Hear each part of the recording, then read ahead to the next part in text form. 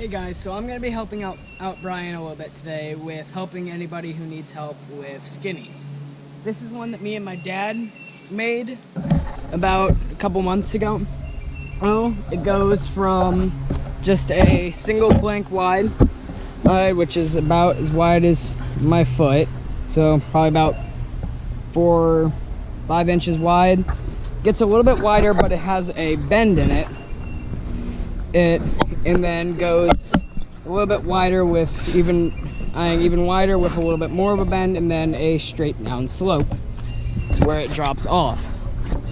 To get to where I've gotten with skinnies, where I can just pick up any skinny I want and ride it almost first try, we need to first understand the basics and understand how to get your balance going on a skinny. So what I've always done is when I'm working on skinnies, I find a decently wide board like this. Like something like this will work. It doesn't have to be this long or this wide, but something wide enough to get your wheels on. Lay it down on a decently flat ground, and then have a little bit of a run up to it, and just ride across it. You have no punishment on either side. So if you fall off, you just roll off to the one side, or you roll off to the other side. So once you've got that done, and you remember the basics and work on your balance. For the most part, when doing skinnies, some people can tell you otherwise, but I've always found it easier. Speed is your friend. The faster you go, the easier it is to keep your wheel pointed in a straight line. So you're not trying to wiggle around as much. So the more speed you have, it's easier to go across whatever you want to. So I'm going to ride across this a couple times and show you the basics. And then once we go from there, we're going to get another board and add to that with a little bit of a curve. And I'll show you how to get around the curve. And then once you get the basics down, really you can do whatever skinny you want. The smaller it is, you just keep your speed up and your wheel stays straight and you'll be fine. It's just a little bit higher ones are a little bit more intimidating.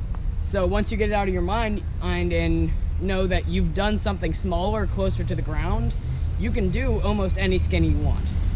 So I'm going to ride across this a couple of times just to show you, and then we'll go from there.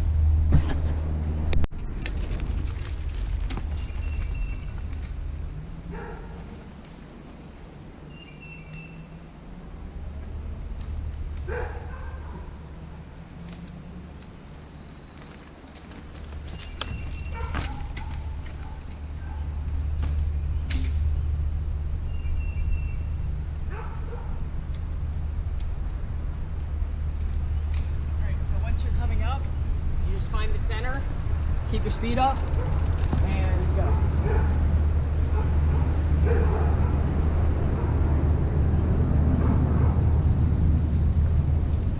Same thing if you're going the other direction. Keep your speed up, and go.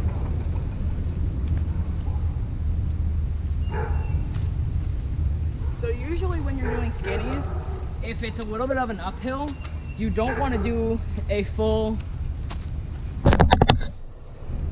Usually when you're doing skinnies, you don't want to do full pedal strokes if you're going up a hill and have to pedal. Because it might set you off balance. If you put your foot down to press down, you might lean to one side, it might set you off. Same thing for the other side.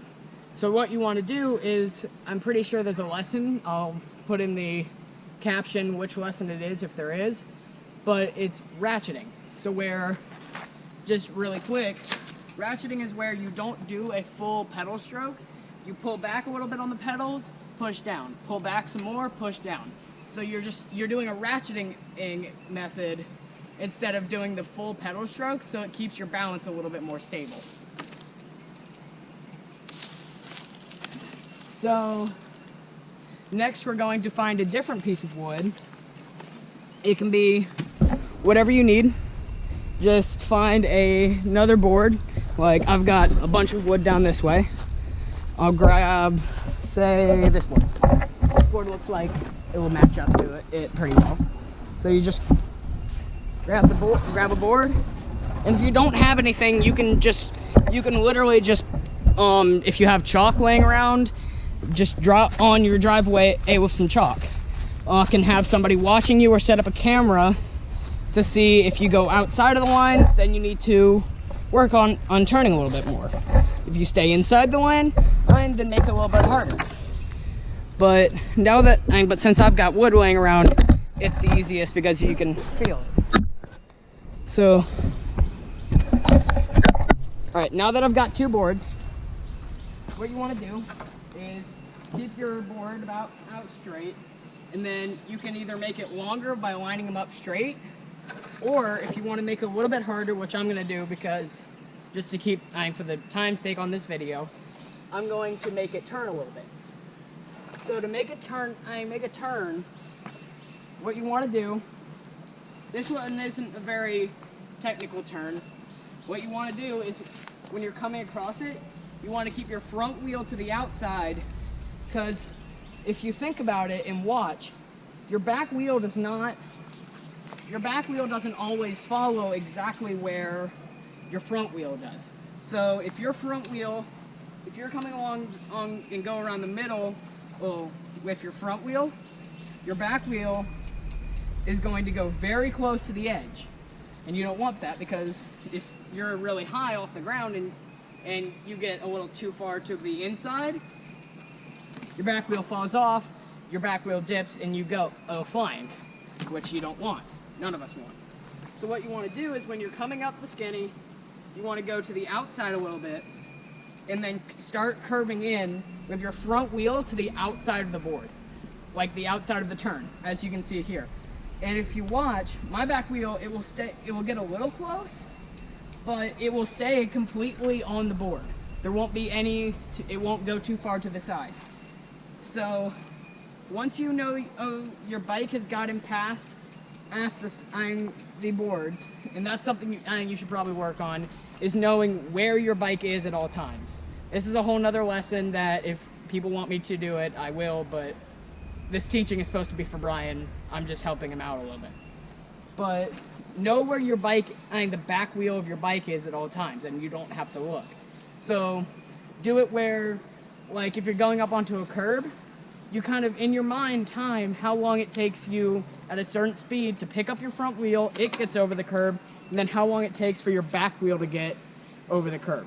So you can tell the distance of feel the distance of your bike, and that will help you here where you're riding across it, and you want to stay to the outside, because if you dip in, it's going to bring the back wheel to the inside of the curve.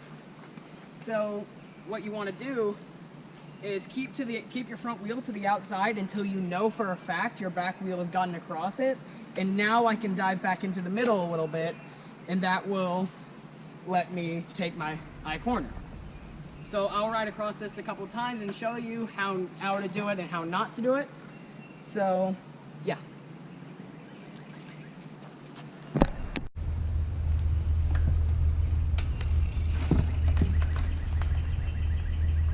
So it's the same thing if you're going up the hill.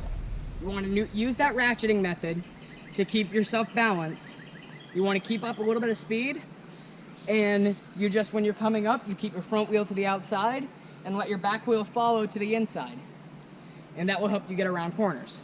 So once you get that done, you can move to something a little bit taller.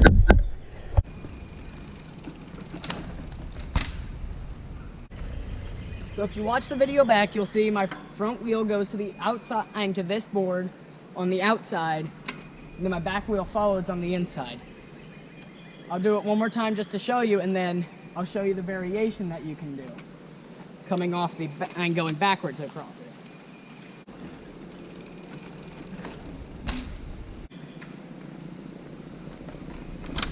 And use your ratcheting technique to keep the bike in. And there you go. One last thing I want to mention because I probably should have earlier. You want to be able to move your bike under you without like keeping your body level, but letting your bike move under you. It's known as bike body separation. He probably has a video of it in there somewhere, but I'm just going to reiterate it since you're here. What you want to do when you're doing skinnies, if you get too close, you want to kind of balance yourself out, move your bike to the side first to let it start turning, and then slowly bring your body over so you don't overbalance and send yourself flying, and your front wheel doesn't get too close, dips off, and you go over the bars. So just remember, this is something very easy to put together in your front yard with just a couple pieces of 2x4. So if you ever want, if you want to work on it, you don't have to get your dad out here for 4 hours out in the hot heat to make this. This is amazing to practice on, but you can put something together really easily with a couple boards, some chalk, and also skinnies correspond to on the trail when you're not even doing skinnies. Because say you're going down a trail and it kind of closes down a little bit and you've got like a rock wall on one side and this huge cliff to the other, like out in Utah or something, and you want to keep your bike straight, you don't want to be all over the place because you don't have the area to be all over the place. So this helps you work on keeping your bike straight when you're working on something really hard or going across something small.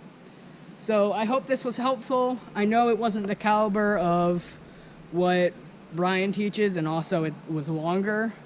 I'm still working on all of this, but I hope you enjoyed, and I hope this helped anyone at least a little bit.